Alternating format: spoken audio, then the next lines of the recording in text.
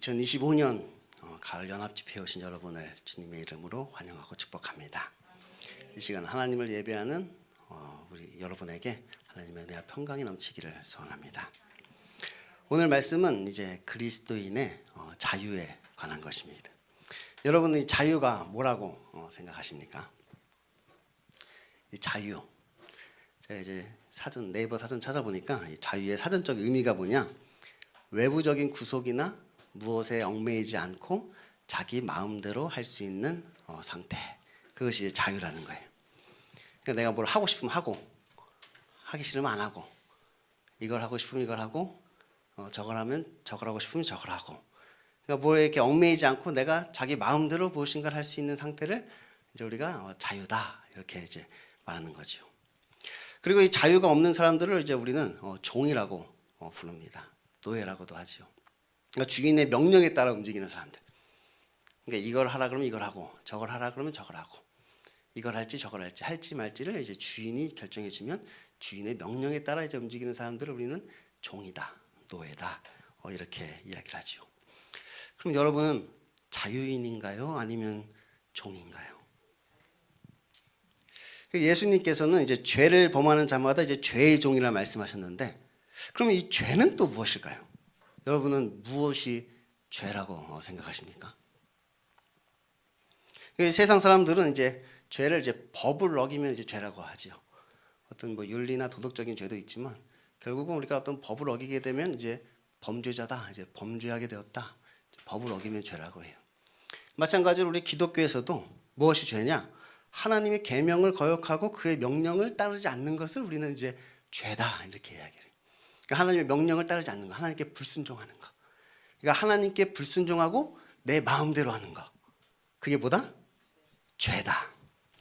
아니 그런데 아까는 자기 마음대로 하는 것이 자유라고 했는데 왜 성경은 또 그렇게 자기 마음대로 하는 것을 죄라고 하는 것일까요? 그렇잖아요. 아까 자유가 뭐라고요? 내 마음대로 할 수 있는 상태. 내 마음대로 할 수 있는 상태가 자유다 이렇게 얘기했잖아요. 죄는 뭐라고요? 자기 마음대로 하는 거. 하나님께 불순종하여서 자기 마음대로 하는 것이 뭐다? 그게 죄다 이렇게. 아니 이게 자유가 그런 자기 마음대로 하는 게 자유인데 왜 또 죄는 또 자기 마음대로 하는 게 죄인가요? 그럼 이 자유라는 것이 이게 좋은 것인가요? 나쁜 것인가요?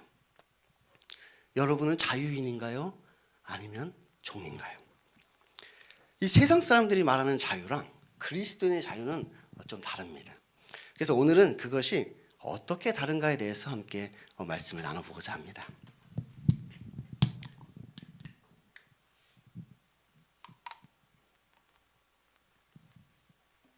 우리가 이제 그리스도인의 자유에 관하여 이야기하려면 먼저 하나님께서 우리에게 그 자유를 주신 그 이유에 대해서 이야기를 해야만 합니다.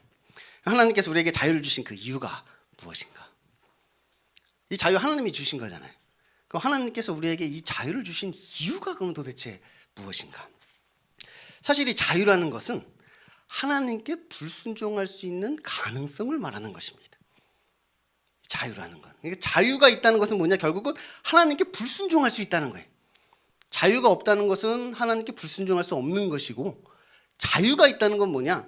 우리가 하나님께 불순종할 수 있다는 거예요. 불순종할 수 있는 가능성이 결국은 자유인 거죠. 그러니까 엄밀히 말하면 이 자유는 하나님의 피조물 중 이 타락한 천사와 인간에게만 있는 것입니다. 그러니까 다른 피조물에게는 이 자유가 없어요. 그러니까 이것이 무슨 말인가 하면 오직 마귀들과 인간들만이 하나님께 불순종을 한다는 말이에요. 불순종하는 뭐 다른 짐승들 보신 적 있으세요? 뭐 성경에 그런 기록 보신 적 있으세요? 노아의 방주를 지어놓고 하나님이 이제 암수 한 싹씩 들어가라 그런데 어떤 동물이 싫은데요, 저는 안 들어가기 싫은데요, 답답한데요, 안 들어가는 뭐 그런 기록 있어요? 없잖아요. 하나님께서 뭐 저기 까마귀에게 떡을 물려줘, 엘리야 갖다 줘라 그러는데 까마귀가 날아가다가 나도 배고픈데 내가 왜 갖다 주면 내가 먹을 거야? 그래서 그 먹는 까마귀 보셨어요? 없잖아요. 다니엘의 세 친구가 사자굴에 들어갔는데 막 사자 입 가만히 있으라 그랬는데 사자가 배고픈데 잡아먹을 건데 막 그래서 뭐 잡아먹을 그런 기록이 없잖아. 그러니까 다른 짐승들은 다 하나님의 말씀에 순종한단 말이에요. 하나님 말씀대로 되는 거야. 심지어는 동물뿐만 아니라 우주 만물이 그렇단 말이에요. 바람아 멈춰라. 그럼 바람과 풍랑도 그 말에 순종한단 말이에요. 태양아 멈춰라 그러면 태양도 멈춰. 심지어는 뭐 태양 해 그림자를 집도 뒤로 가라 그러면 지구 자전이 막 거꾸로 돌아갈. 아니 심지어 이 모든 우주 만물은 하나님의 말씀대로 다 순종하여서 그렇게 움직인단 말이에요. 근데 오직 마귀와 인간만이 하나님께 불순종할 수가 있는 거예요.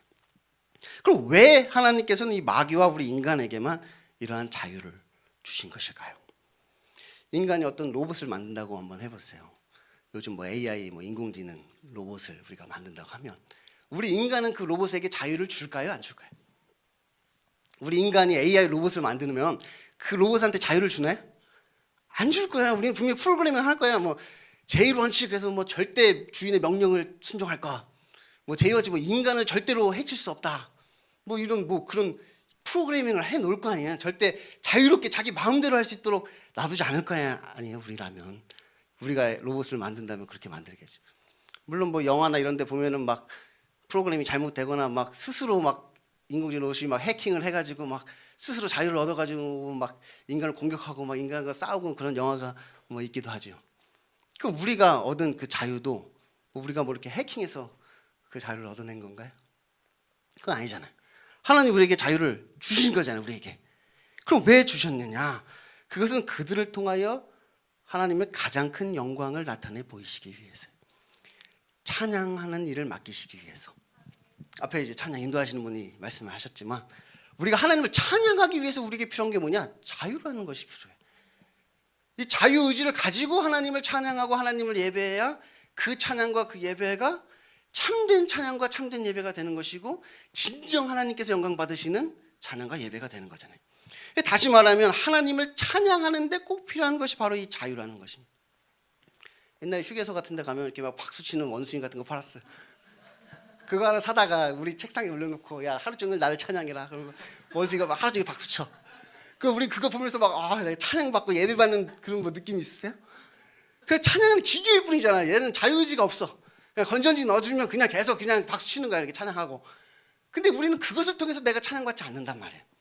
이 찬양이라는 것은 자유의지를 가진 존재가 그 자유의지를 가지고 하나님을 찬양해야 되니까. 그래서 하나님을 찬양하도록 만든 피조물인 저 타락한 천사와 우리 인간들에게 그 자유를 주셨단 말이에요. 자유의지를 가지고 하나님을 찬양하도록. 그러니까 사실 이 자유라는 것은 인간의 행복을 위해 주신 것이 아니랍니다. 그러니까 우리 막 자유가 아니면 죽음을 달라 막 자유를 내 목숨처럼 여기고 마치 우리에게 자유가 있어야만 우리가 행복할 것처럼 우리는 생각하지만 실제로 이 자유라는 것은 우리의 행복을 위해 준 것이 아니란 말이에요. 그런데 오히려 이런 자유가 우리를 불행하게 만들 수가 있어요. 우리는 마치 이 자유가 나를 행복하게 만들 것 같지만 실제로는 이 자유가 우리를 불행하게 만든단 말이에요. 왜냐하면 자유에는 책임이 따르니까. 그 대가를 치러야 된단 말이에요. 실제로 우리에게 이 죄와 사망이 들어오게 된 것은 이 자유 때문이란 말이에요. 우리가 자유가 없었다면 우리가 선악과 먹을 일도 없었고 이 죄와 사망이 우리에게 들어올 일도 없었는데 우리가 그 자유를 사용해서 자유가 있었기 때문에 우리가 선악과를 먹었고 죄와 사망이 우리에게 들어오게 된 것이에요. 만약 하나님께서 우리 인간이 그냥 마냥 행복하기만을 바라셨다면 우리에게 이 자유를 주지 않으셨을지도 모릅니다. 그런데 하나님께서는 인간의 행복이 아니라 하나님의 영광을 찬양하도록 하기 위해서 우리에게 이 자유를 주셨고 우리가 이 자유를 그렇게 사용할 때 우리가 더욱 행복할 수 있도록 그렇게 우리를 만드신 것이에요. 그러니까 우리는 이 자유에 대한 어떤 환상을 좀 버릴 필요가 있는 것이죠.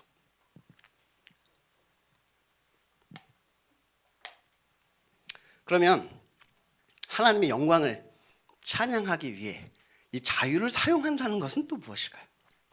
하나님의 영광을 찬양하기 위해 이 자유를 사용한다. 우리가 이 자유를 어떻게 사용해야 하나님의 영광을 찬양하기 위해 이 자유를 사용하는 것이 될까요?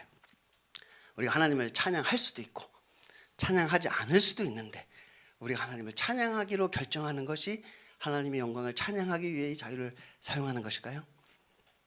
이게 참 아이러니하게도 우리가 하나님의 영광을 찬양하기 위해서 이 자유를 사용한다는 것은 이 자유를 다시 하나님께 반납한다는 것입니다. 하나님이 우리에게 주신 자유를 우리가 목숨과 똑같이 여기는 이 자유를 하나님께 다시 반납하는 것. 이것이 바로 하나님의 영광을 찬양하기 위해 이 자유를 사용하는 거예요. 이 자유를 가지고 내가 가진 이 자유를 다시 반납하는 거예요. 그러니까 이것을 전문 용어로 뭐라고 하느냐? 자발적 순종이다. 자발적 순종이다. 그러니까 우리의 자유의지를 가지고 스스로 하나님의 종이 되는 것이, 하나님이 나에게 주신 그 자유를 가지고 스스로 이 자유의지를 가지고 하나님의 종이 되어 하나님께 순종하는 것, 자발적 순종. 그러니까 이 자유를 가지고 내 마음대로 무엇인가를 해서 하나님의 영광을 나타내는 것이 아니라 오히려 이 자유를 가지고 나 스스로의 자유를 반납하여 하나님의 영광을 나타내는 것이, 그것을 자발적으로 한다는 거예요. 자발적으로 하나님이 나에게 주신 그 자유를 자발적으로 그것을 반납하는 거죠. 그래서 제가 전에도 말씀드렸듯이 내가 무엇인가를 해서 하나님의 영광을 돌리는 것은 없습니다. 이 주권자가 자기의 영광을 나타내는 것이기 때문에 그래요. 이 영광이라는 것은 그 주권자가 영광을 나타내는 것이란 말이에요. 주권자가. 그래서 일한 자가 영광을 받는다 그랬죠. 일한 자가 영광을 받는. 무슨 이런 연말 시상식에서 어떤 배우가 나와서 뭐 이렇게 뭐 누구에게 감사하고 누구에게 감사하고 뭐 마지막으로 이 모든 영광을 뭐 하나님께 돌립니다. 뭐 이렇게 이야기를 하지만 실제로 그렇게 이야기한다고 해서 그 영광이 하나님께 돌아가지가 않는다는 거예요. 뭐 그런 이야기 하는 것은 참 좋아요. 하는 건 참 좋은데 물론 그렇게 하고 싶은데 그렇게 되지가 않는단 말이에요. 우리 듣는 사람은 그것을 들으면서 야, 저 배우가 참 연기도 잘하는데 야, 신앙까지도 저렇게 좋네. 야, 저 배우 정말 대단하다. 결국 찬양받는 사람은 결국 하나님이 아니라 그 배우가 더 찬양받는단 말이에요. 더 칭찬듣는단 말이에요.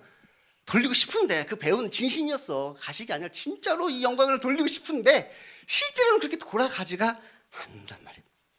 그러니까 오히려 하나님께서 나를 통해 일하시도록 우리의 주권을 하나님께 내어드려야 된단 말이에요.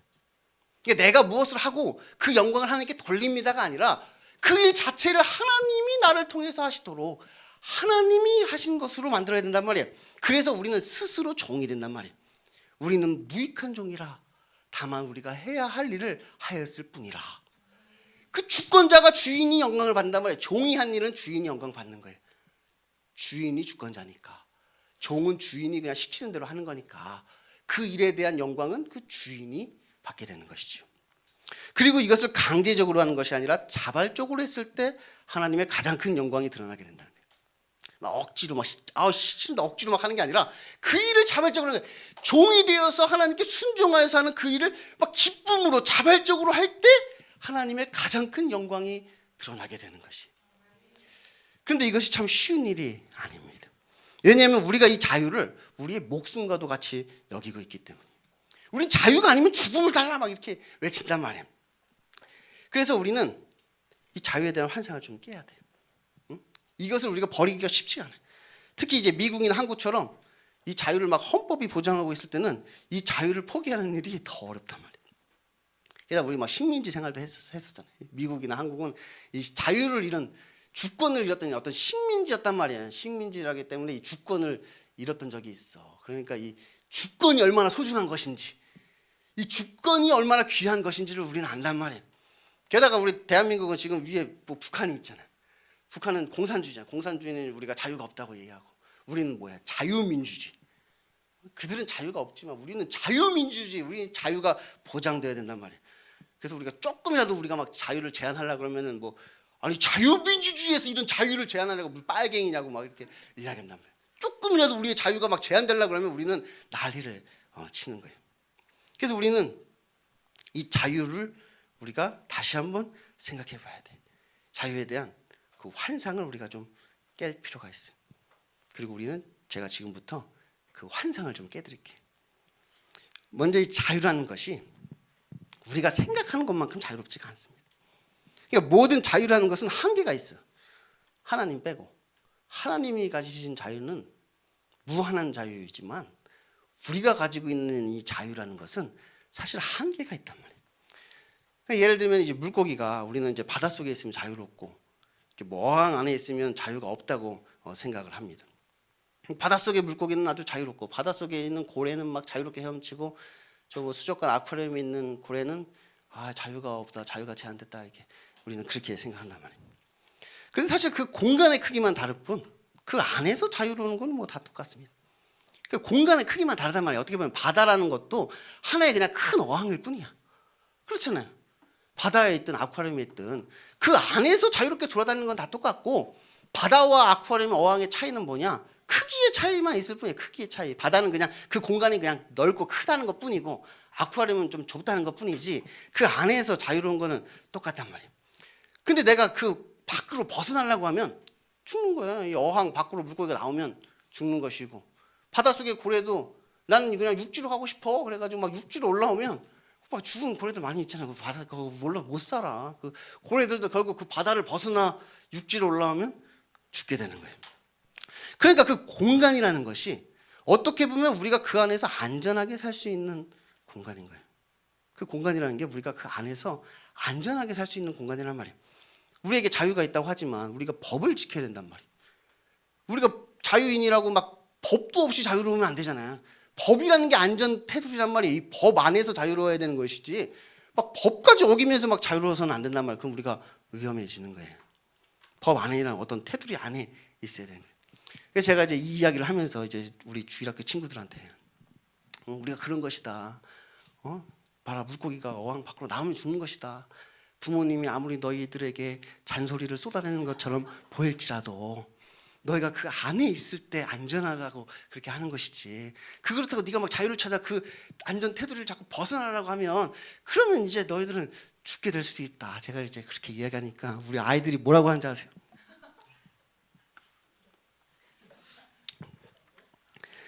근데 지금 내가 있는 곳은 비닐봉지 안에 들어있는 것 같아. 우리가 이제 금붕어 사면 저 비닐봉지에 담아주잖아. 적어도 나를 어항에는 넣어줘야 될 거 아니냐고. 적어도 나를 어항에는 넣어줘야 될 거 아니냐고. 나 지금 비닐봉지 안에 있는 것 같아.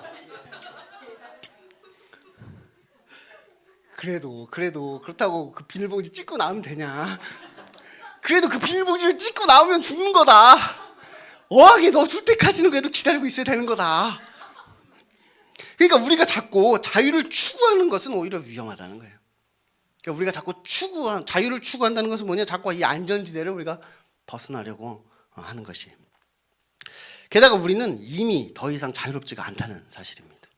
그러니까 이 자유라는 것은 우리가 타락하기 이전에 가지고 있었던 거예요. 그러니까 타락한 이후에는 우리에게 이 자유가 사라져 버린 것이. 그러니까 이 자유라는 것은 하나님께 순종할 수도 있고 하나님께 불순종할 수도 있는 그 가능성이라고 했습니다. 자유라는 것은 이제 순종할 수도 있고 불순종할 수도 있어야지 자유로운 거잖아요. 그런데 우리 인간이 마귀의 유혹을 받아 타락한 이후에는 하나님께 순종할 수 있는 가능성이 사라져 버렸다는 거예요. 하나님께 불순종할 수 있는 가능성만 남게 된 거예요. 그것을 뭐라고 얘기하느냐? 죄의 종이다. 우리가 죄의 종이 되어서 이제 더 이상 하나님께 순종할 수 있는 가능성은 사라져버리고 하나님께 불순종할 수 있는 가능성만 남아버린 거예요. 그래서 저 하늘을 나는 새처럼 뭔가 자유로운 것처럼 보이지만 실제로는 자유가 없는 상태가 된 거예요. 하늘을 나는 새가 자유롭게 날아다니는 것처럼 보이지만 결국은 하나님의 말씀에 따라 순종하고 있는 것처럼 우리도 이 세상에서 뭔가 이렇게 자유롭게 사는 것처럼 보이지만 실제로는 마귀에게 순종하면서 우리는 살고 있는 상태가 되어버린 것이죠. 이 마귀의 유혹이라는 것이 매우 교묘합니다. 아주 교활해. 아주. 그들은 원래 자유로웠던 우리에게 자유를 주겠다고 말하며 우리를 자신의 종으로 만들어버린 거예요. 우리 원래 자유로웠는데 이 자유는 하나님이 우리에게 주신 것인데 이런 자유로운 우리에게 와서 우리에게 자유를 주겠다고 얘기하면서 우리를 자신의 종으로 만들어버렸단 말이에요. 사도 바울은 로마서에서 이렇게 말합니다. 너희 자신을 종으로 내주어 누구에게 순종하든지 그 순종함을 받는 자의 종이 되는 줄 너희가 알지 못하느냐. 혹은 죄의 종으로 사망에 이르고 혹은 순종의 종으로 의에 이르느니라. 로마서 6장 16절의 말씀이에요.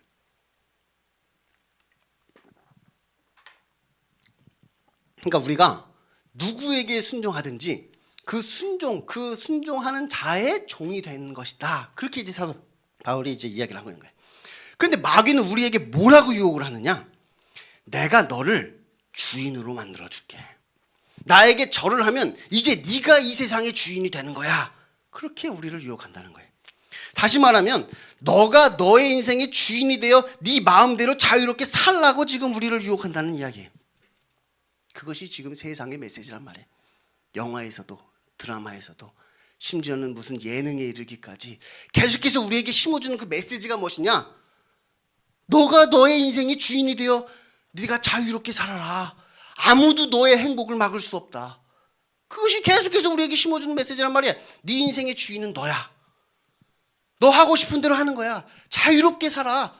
아무도 너의 행복을 막을 수는 없어. 계속해서 우리에게 세상은 그런 메시지를 심어주고 있단 말이야. 그래서 그렇게 마귀의 말대로 내가 내 인생의 주인이 되어 결국 우리는 마귀에게 순종하는 죄의 종이 되어버린단 말이야. 그 마귀의 말에 따라서 그 마귀에게 순종을 해서 그렇게 결국 마귀에게 순종하는 죄의 종이 되어버린단 말이에요. 그리고 그렇게 마귀는 우리에게 가짜 자유를 주고 우리를 자신의 종으로 만들어 우리의 진짜 자유를 빼앗아간단 말이에요. 우리에게 마치 자유를 줄 것처럼 이야기하는 거예요. 가짜 자유란 말이에요. 자유롭게 살라고 말하지만 결국 그 말에 따르면 결국 자기 종이 되어버리는 거예요. 자유를 잃어버린 상태가 되어버린단 말이에요. 그래서 그렇게 우리의 자유는 파괴되었지만 그래도 아직 남아있는 것이 있는데 그것이 바로 자발성이라는 거예요. 그래서 우리의 자유는 파괴되어서 이제 더 이상 하나님께 순종하지 않고 마귀에게 순종하는 자들이 되어버렸지만 그래도 여전히 우리에게 남아있는 것이 있는데 그게 뭐냐? 자발성이 남아있단 말이에요. 자발성. 그래서 결국 모든 인간은 자발적으로 하나님께 불순종하는 자발적 불순종의 상태가 된 것입니다. 그게 죄의 노예란 말이에요.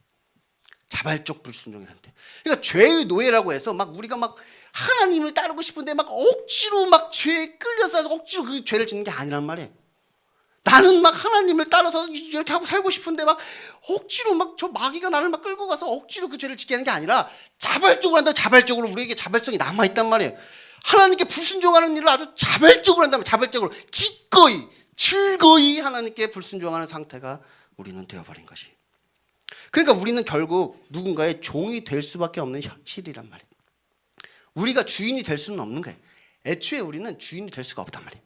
곧 하나님께 순종하여 하나님의 종이 되든지 아니면 저 마귀에게 순종하여 마귀의 종이 되든지 둘 중에 하나란 말이에요. 그리고 우리가 마귀의 종이 되지 않는 방법은 하나님의 종이 되는 것 말고는 다른 방법이 없습니다. 그것이 유일한 방법이에요. 우리가 마귀의 종이 되지 않는 유일한 방법이 뭐냐? 하나님의 종이 되는 것이 유일한 방법이란 말이에요. 그러니까 우리가 죄의 종이 되어 사망에 이르든지 아니면 순종의 종이 되어 의에 이르든지 둘 중에 하나란 말이에요. 둘 중에 하나예요. 그러니까 우리가 자유를 우리 목숨보다 중요하게 여기는 이유는 바로 우리가 마귀에게 속았기 때문입니다. 그러니까 실제로 마귀는 우리에게 이 가짜 자유를 주고 우리의 목숨을 가져갔어. 그러니까 우리가 목숨을 이 가짜 자유랑 바꿨단 말이에요. 우리의 목숨을 가짜 자유하고 우리가 바꿔먹은 거예요. 그러니 이것마저도 없으면 우리에게 남는 것이 아무것도 없다고 생각하는 것이지. 우리가 이 마귀가 준 가짜 자유를 우리의 목숨과도 바꿨으니 우리가 그 자유를 우리의 목숨보다도 더 귀하게 여기는 것은 어찌 보면 당연하다. 목숨하고 바꾼 자유인데 당연히 그 자유를 우리는 목숨보다 귀하게 여기겠지요. 제 학부 졸업 논문의 그 주제가 무엇이었느냐? 칼빈과 웨슬리의 성화론 비교 연구였어요. 그러니까 제 학부 다닐 때 제 졸업 논문이 참 부끄러운 논문이에요. 칼빈과 웨슬리의 성화론 비교 연구. 그러니까 칼빈은 칼빈주의고 웨슬리는 아르미니안주의고. 그래서 그 성화론, 칼빈주의의 성화론과 아르미니안주의의 성화론이 어떻게 다른지 비교 연구하는 논문이었어요. 그런데 그때 제 결론을 뭐라고 냈느냐? 서로 관점과 강조점의 차이는 있을 뿐 결국 추구하는 것은 서로 같다. 이렇게 제가 결론을 내렸어요. 칼빈은 하나님의 주권을 강조하고 웨슬리는 이제 인간의 선택을 이제 강조하잖아요. 서로 강조하는 것은 다르지만 결국 추구하는 것은 같더라. 그러니까 무슨 뭐 아르미니안주의라고 해서 율법을 지키고 칼빈주의는 뭐 율법을 안 지켜도 되고 그런 게 아니라 칼빈주의든 아르미니안주의든 하나님의 율법을 지켜야 되는 건 똑같고 뭐 칼빈주의라고 해서 효도해야 되고 아르미니안주의는 효도 안 하고 이런 게 아니라 뭐 칼빈주의든 아르미니안주의든 뭐 부모를 공경해야 되는 건 똑같고 뭐 아르미니안주의라고 해서 경건하게 살고 뭐 칼빈주의라고 해서 막 그냥 망나니처럼 살고 이런 게 아니라 칼빈주의든 아르미니안주의든 다 경건하게 살아야 된다는 건 똑같고. 그러니까 강조점이랑 뭔가 그 관점은 다르지만 결국 뭐 추구하는 것을 보니까 그 삶을 어떻게 살아야 되는지를 보니까 결국 뭐 둘이 똑같더라. 이렇게 제가 결론을 냈단 말이에요. 그런데 제가 나중에 깨달은 것은 이 둘은 추구하는 것이 완전히 다르다. 완전히 추구하는 것이 다르다. 그래서 제가 주체의 문제에 대해서 얘기해요. 주체의 문제. 같은 일을 하더라도 그 일을 행하는 주체가 다르다. 칼빈주의와 아르미니안주의는 똑같은 일을 하더라도 그 일을 행하는 주체가 다르더라. 칼빈주의는 하나님께서 나를 통해 그 일을 하시는 것이고, 아르미니안주의는 내가 그 일을 하는 것이고, 이 주체가 다르다는 것은 단순히 관점의 차이가 아니라 이것은 영광의 차이다. 누가 그 일을 했느냐는 누구의 영광이 나타나냐는 문제이고, 결국 칼빈주의와 아르미니안주의는 누구의 영광을 내가 구할 것이냐의 차이다. 지금 내가 누구의 영광을 구하고 있느냐, 내가 그 일을 통해서 하나님의 영광을 구하고 있느냐, 아니면 나 자신의 영광을 구하고 있느냐, 이것이 칼빈주의와 아르미니안주의의 차이다. 이게 나중에 깨닫는 거야. 나중에. 그때는 제가 몰랐어. 이 쓰레기 같은 논문을 또 통과시켜 주더라고. 나중에 깨달았어. 근데 그때는 몰랐는데 어쨌든 통과됐어요. 그러니까 우리 인간들은 자신이 무엇인가를 결정하는 그 주체자가 되는 것을 매우 중요하게 생각합니다. 선택의 자유. 이 선택의 자유를 빼앗기는 것을 굉장히 우리는 싫어해. 우리에게는 이 선택의 자유가 있어야 되면 우리가 주권자가 되고 싶은 마음이 우리에게 있단 말이에요. 심지어 그래서 천국과 지옥도 내가 결정할 수 있기를 바라는 것이, 그게 아르미니안주의잖아요. 물론 뭐 인간의 책임을 강조하기 위해서 그런 얘기를 했지만, 결국 천국을 갈지 지옥을 갈지를 우리 인간이 결정할 수 있어야 된다고 이야기하는 게 아르미니안주의란 말이에요. 그러니까 천국도 감고 나면 가기가 싫어져. 그러니까 우리 칼빈주의자들은 막 감권적인 은혜, 막 불가항력적인 은혜 그러면 막 너무 은혜로워. 감권적인 은혜, 아멘. 불가항력적인 은혜, 감사합니다. 그런단 말이야. 근데 아르미니안주의자들은 불가항력적인 은혜, 그게 무슨 말이야? 하나님의 은혜를 받을 건지 말 건지는 내가 결정해야지.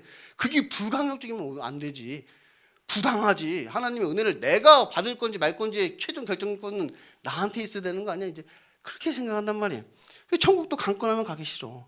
근데 그렇게 되면 어떻게 되느냐? 결국은 율법의 종이 되어버려. 내가 이렇게 선택하고 내가 결정해서 천국과 지옥을 내가 결정한. 그래서 결국은 그게 바리새인이 되는 것이고, 율법주의자가 되는 것이고, 그것이 결국 죄의 종이 된다는 얘기예요. 결국 이 율법의 종도 죄의 종이란 말이에요. 우리가 믿고 있는 이 환상이 하나 있습니다. 그것은 세상의 어떤 것이 중립적이라는 환상입니다. 다시 말하면 이것은 선한 것도 아니고 악한 것도 아닌데, 우리가 어떻게 사용하느냐에 따라서 달라진다는 거예요. 뭐 칼이 있으면 이 칼로 이 칼은 원래 중립적인 것인데, 이걸 가지고 요리하는 데 쓸 수도 있고, 뭐 사람을 죽이는 데 쓸 수도 있고, 이건 중립적이지만 내가 이걸 어떻게 사용하느냐에 따라서 선하게 사용할 수도 있고 악하게 사용할 수도 있는 것이다. 뭐 돈도 그렇죠. 돈이 있는데 돈을 우리가 선하게 사용할 수도 있고 악하게 사용할 수도 있고, 돈 자체는 중립적인 것인데 이것을 우리가 선하게 사용할 수도 있고 악하게 사용할 수도 있는 것이다. 그러니까 우리의 판단과 우리의 결정이 어떻게 보면 중요하다는 이야기를 지금 하려고 하는 거예요. 근데 이 말이 틀린 건 아니야. 이 말이 틀렸다는 말이 아니라 오해하는 게 있어. 우리가 오해하고 있는 부분이 있어. 이 말은 뭐 맞는 말인데 우리가 오해하는 것인데, 그게 뭐냐? 그것이 중립적이라는 오해야. 그것이 중립적이라는 오해.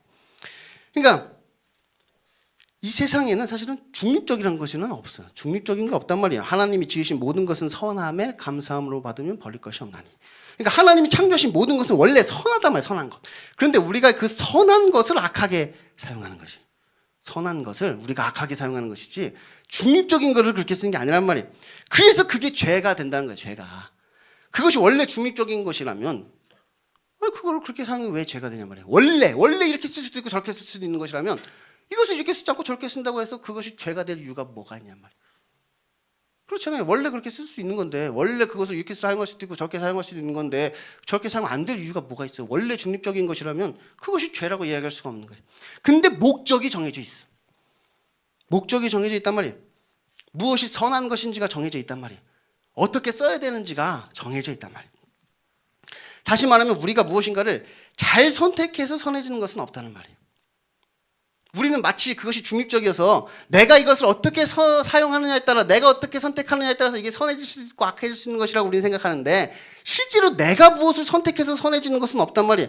이 목적, 하나님의 목적이 있단 말이에요. 하나님의 목적. 우리는 자꾸 나의 목적을 생각한단 말이에요. 내가 이것을 가지고 어떤 목적으로 어떻게 사용해서 이것을 선하게 해서, 우리는 그렇게 생각하는데 실제로는 그것을 위한 하나님의 목적이 정해져 있단 말이에요. 하나님께서 우리에게 그 칼을 쥐어준 목적이 있단 말이에요. 하나님께서 그 칼을 가지고 아말렉을 진멸하라 이렇게 말씀하시면 그 칼로 아말렉을 진멸하는 게 선한 거야. 우리 생각에는 아말렉을 진멸하는 것보다 그곳에 가서 살찐 송아지를 가져와서 하나님을 제사하기 위해서 여기서 요리를 하고 있는 것이 선해 보이지만, 그건 우리 생각이라는 거야. 우리 생각. 우리는 이 칼을 그렇게 사용하는 것이 선해 보이죠. 요리하는 데 사용해야 되니까. 근데 그건 하나님 보실 때는 악하단 말이에요. 우리에게 이 칼을 주어진 목적에 따라 사용해야 된단 말이에요. 원래 사용하기 위한 그 목적이 우리에게 있단 말이에요. 그 목적대로 사용했을 때 하나님이 우리에게 선하게 그것을 사용했다 이렇게 하시는 거예요. 그러니까 우리는 오히려 우리가 무엇인가를 잘 선택하려고 해서 악해진다는 거예요. 그냥 하나님이 그 칼을 가지고 아말렉을 진멸하라 그러면 그냥 진멸하면 되는 건데, 그냥 순종하면 되는 건데, 자꾸 이걸 가지고 어떻게 선하게 사용하지? 우리가 자꾸 생각하다 보니까, 우리가 자꾸 결정하려고 하다 보니까 이 선한 것을 우리가 악하게 자꾸 사용하게 된다는 거예요. 그리고 그것이 자기 의가 되어버리는 거예요. 내가 그것을 가지고 아말렉을 진멸하지 않고 살찐 송아지를 가지고 요리를 할 때는 내 속에 무슨 생각이 있는 것이냐? 이게 더 옳은 거지. 이게 더 옳은 거지. 이걸 가지고 진멸하는 것보다 이게 낫지. 내가 하나님보다 낫지. 하나님의 명령보다 내 생각이 옳지. 하나님의 말씀보다 내가 이게 더 나은 거지. 이게 더 옳은 거지. 내가 하나님보다 낫지. 하나님보다 내가 뛰어나지. 하나님이 잘 모르시네. 자기 의를 드러내기 위해서 하나님의 의를 가리게 된단 말이에요. 하나님께 순종하는 것이 아니라 나는 내가 이걸 가지고 어떻게 선택해서 잘 사용할지를 고민했는데 그것이 오히려 하나님의 의를 가리는 악이 되어버린단 말이에요. 그런데 이 자유라는 것이 정말로 그렇단 말이에요. 자유라는 것이. 원래 이 자유는 선한 것이. 그런데 이 자유를 우리가 사용하려고만 하면 그것은 악해지는 것이. 그러니까 애초에 이것은 선하게 사용할 수가 없단 말이에요. 애초에 이 자유라는 것은. 이 자유가 뭐라 그랬어요? 자유. 자유는 하나님께 불순종할 수 있는 가능성이라고 그랬죠. 이 자유라는 것 자체가 하나님께 불순종할 수 있는 가능성이란 말이에요. 자유가 없다면 그냥 순종하는 거예요. 근데 이 자유라는 것은 하나님께 불순종할 수 있는 가능성이란 말이에요. 그러니까 이 자유를 애초에 사용하려고만 하면 하나님께 불순종할 수밖에 없단 말이에요. 차라리 이 자유를 사용하지 않으면 그냥 하나님께 순종하는 건데 자꾸 이 자유를 사용하려고 하다 보니까 우리가 악해지는 거예요.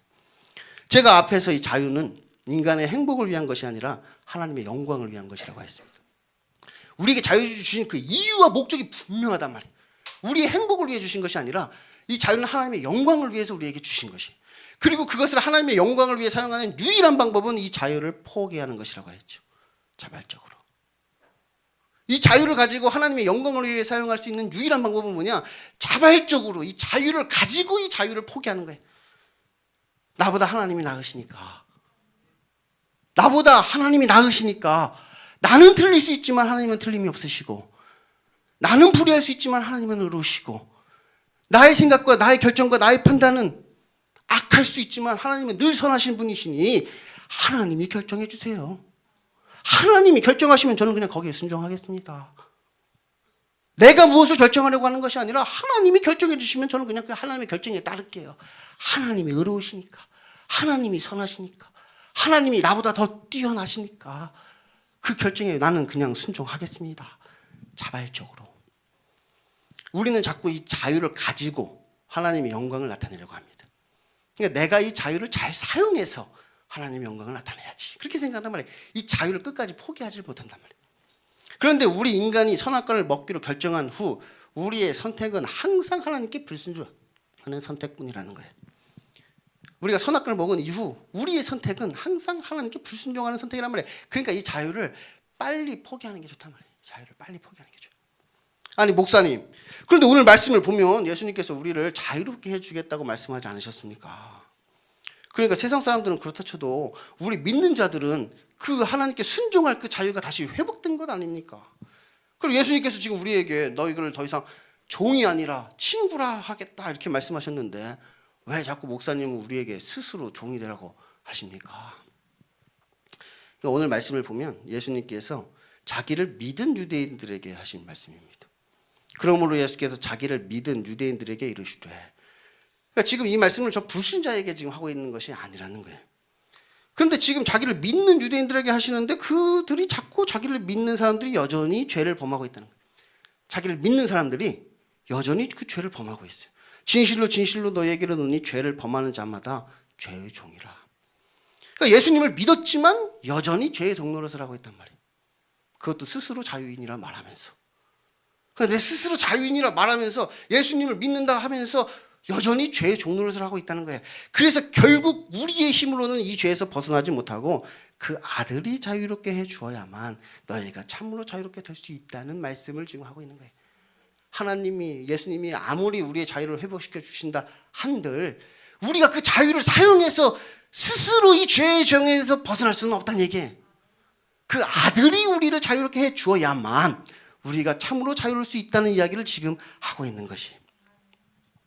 그리고 예수님께서 우리를 종이 아니라 친구라 하시는 말씀도 이 앞뒤 문맥을 잘 살펴봐야 돼요. 요한복음 15장의 말씀이에요. 요한복음 15장 12절의 말씀입니다. 내 계명은 곧 내가 너희를 사랑한 것 같이 너희도 서로 사랑하라 하는 이것이니라. 사람이 친구를 위하여 자기 목숨을 버리면 이보다 더 큰 사랑이 없나니 너희는 내가 명하는 대로 행하면 곧 나의 친구라. 이제부터는 너희를 종이라 하지 아니하리니 종은 주인이 하는 것을 알지 못함이라. 너희를 친구라 하였노니 내가 내 아버지께 들은 것을 다 너희에게 알게 하였습니다. 결국 이 말씀은 우리가 예수님의 계명을 잘 지키면 그럼 예수님께서 우리를 종이 아니라 친구로 삼아 주시겠다는 말씀이에요. 그런데 우리가 그의 계명을 잘 지킨다는 것은 그의 계명을 잘 지키기 위해서는 우리가 스스로 우리의 자유를 반납하고 종이 되는 것밖에는 없단 말이에요. 우리가 우리의 자유를 반납하고 스스로 예수님의 종이 되어서 그의 계명에 잘 순종하여 잘 지키면 우리가 스스로 종이 되면 예수님께서 뭐라고 하냐, 내가 너희를 종이라 하지 않고 친구라 해줄게. 그렇게 예수님께서 지금 말씀하고 계시다는 거예요. 사실 저도 많은 사람들이 이런 황당한 설교를 좋아하지 않을 수도 있다는 것은 잘 알고 있습니다. 아니 무슨 말 하는 거야 지금? 아니 대한민국이 자유민국? 뭐야 저거 빨갱이야? 안 좋아한다는 거 알고 있어요. 근데 막상 또 이 설교를 저 북쪽에서 들으면 또 북쪽 사람도 그렇게 얘기할 거예요. 그래 그 저 갓나새끼가 저거 저래 저 우리를 저 기득권자들의 종로 만들려고 지금 저래 시부리는 거 아닌가? 그 우리는 그 종이들이 우리 계급을 다 타파하고 그냥 혁명의 불꽃으로 우리를 투쟁할 거래. 북한 사람들도 그렇게 얘기할 거란 말이야. 그러니까 이 설교는 저 남에서도 환영받지 못하고 북에서도 환영받지 못하고 이 세상에서는 절대 환영받을 수 없는 설교란 말이에요. 그런데 제가 이런 설교를 하는 이유가 있단 말이에요. 이유가 제가 앞에서 이 자유를 박탈당한 사람들을 우리가 종이라고 부른다고 했어요. 노예라고 한다고 했죠. 그런데 노예 말고 또 이 자유를 박탈당한 사람들이 모여 있는 곳이 있단 말이에요. 그거 어디야? 감옥이란 말이에요. 감옥. 그러니까 죄수들이 모여 있는 것이야. 강제로 이 자유를 박탈당한 거야. 그러니까 법을 어기고 이 자유롭게 살다가 강제로 이 자유를 박탈당해서 그들이 모여 살게 된 곳이 있는데 거기가 감옥이란 말이에요. 그리고 우리는 하늘나라의 감옥을 지옥이라고 하죠. 그러니까 결국 이 지옥은 뭐냐? 이 자유를 잘못 사용하는 사람들이 가는 곳이에요. 죄인들, 죄수들. 이 자유를 잘못 사용하는 사람들이 결국 가는 곳이 감옥이고 지옥이란 말이에요. 그러니까 이 자유라는 것이 영원하지 않다는 것이. 영원한 것 같지만 영원하지 않단 말이에요. 언젠가는 이 자유를 빼앗길 날이 온단 말이에요. 강제로라도 이 자유를 빼앗기는 그날이 오게 되는 것이에요. 그럼 뭐 천국은 어떤 곳인가요? 천국. 천국은 이 자유를 잘 사용한 사람들이 가는 곳인가요? 그건 아니란 말이에요. 그러면은 칼빈주의가 아니라 알미니안주의가 옳다 얘기해야 되겠죠. 이 천국을 자유를 잘 사용하는 사람들이 가는 곳이 천국이 아니라 이 천국은 하나님의 말씀에 그냥 순종하는 사람들이 가는 것이, 스스로 이 자유를 반납한 사람들이 가는 것이 천국이란 말이에요. 믿음으로 이 자유를 그냥 반납해버린 사람들, 그들이 가는 것이 바로 천국이란 말이에요. 우리는 우리의 어떤 마음과 생각이 내 안에서 나온다고 생각하지만 사실 실제로는 외부에서 주어지는 거예요. 우리가 어떤 생각을 할 때마다, 우리에게 어떤 마음이 있을 때마다 이게 내 생각과 내 마음이라고 생각을 하는데 실제로는 그렇지 않단 말이에요. 외부에서 들어오는 거예요. 마귀가 주거나 성령님이 우리에게 주시거나. 그래서 우리가 무슨 뭐 이렇게 TV나 이렇게 무슨 만화책 보면은 뭐 여기 어깨에 막 이렇게 마귀하고 천사가 이렇게 앉아 있잖아요. 그래서 막 신나 그냥 저질러버려 그냥 가는 거예요. 막 이렇게 마귀가 막 속삭이고 막 안 돼 그러면 안 돼. 천사가 여기서 막 안 돼 신나 그러면 안 되지. 하나님이 뭘 기뻐하시는지 잘 생각해봐야지. 막 이렇게 천사가 속삭이고. 그래서 막 마귀가 속삭이 천사가 그래서 이 마음과 생각이라는 게 그렇단 말이에요. 우리의 마음과 생각이라는 게 마귀가 그에게 그 생각과 마음과 생각을 심어준단 말이에요. 성령님도 우리에게 하나님의 말씀을 깨닫게 해주시고, 그래서 마귀와 천사가 막 우리에게 마음과 생각을 집어 넣어준단 말이에요. 내게 아니야. 외부에서 지금 오는 거예요. 그런데 우리는 매 순간 누구에게 순종할 것인지를 결정하게 되죠. 누구를 주인으로 섬길 것인가 그래서 우리는 둘 중에 누구를 주인으로 섬길 것인가, 누구에게 순종할 것인가, 그것을 우리는 결정해야 돼. 그런데 타락한 우리 인간은 여지없이 마귀의 음성을 따르게 된단 말이에요. 달콤해. 여지없이 달콤한 음성을 우리가 따르게 돼 있어. 그러니까 분별이 잘 안 돼.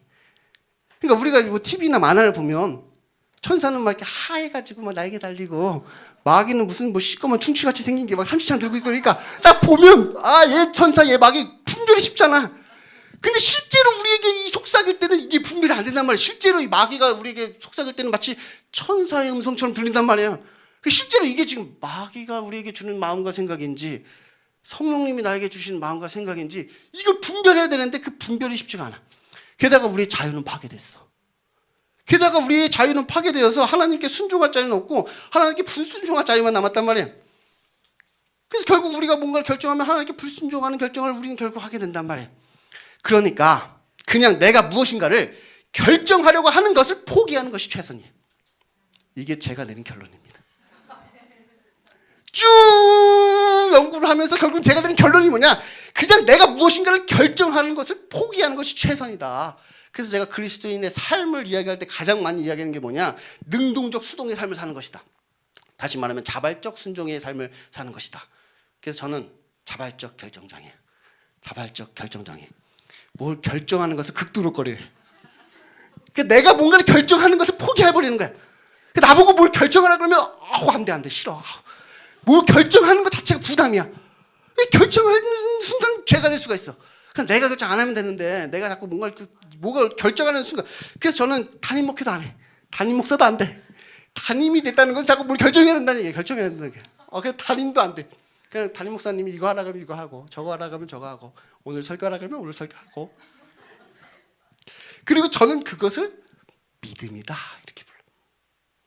믿음. 이 믿음이라는 것 자체가 능동적 수동이라고 제가 말씀드렸죠. 믿음이라는 것은 그냥 내가 옳다고 생각하는 것, 내가 좋아하는 것, 내가 바라는 것을 결정하는 것이 믿음이 아니라, 내가 볼 땐 좀 내 생각하고 안 맞는데, 내가 별로 좋아하는 게 아닌데, 그런데 그것을 그냥 믿음으로 순종하는 것이란 말이에요. 그게 믿음이란 말이에요. 순종하는 것이 믿음이에요. 순종하는 거. 내 생각하고 달라도, 내 마음에 안 맞아도 그냥 그것을 하나님이 그냥 그것을 결정하셨으니까 나는 그냥 믿음으로 그냥 그것을 순종하고 따르는 거예요. 자발적으로 그 일을 한단 말이에요. 그게 믿음이란 말이에요. 우리의 자유는 파괴되었지만 우리에게 남은 것이 있는데 그것이 바로 자발성이라고 그랬죠. 그러니 그 마지막 남은 자발성을 하나님께 순종하는 데 쓰자고요. 그래서 자발적 불순종이 아니라 자발적 순종으로, 그리고 그 일을 억지로 하는 것이 아니라 기쁨으로, 자발적으로 하나님 말씀에 순종하는 그 일을 기쁨으로 자발적으로 그 일을 우리는 하는 것이. 그러면 예수님께서 우리를 참으로 자유롭게 해 주실 것입니다. 그런데 이것이 그냥 되는 것이 아니라 훈련이 필요해요.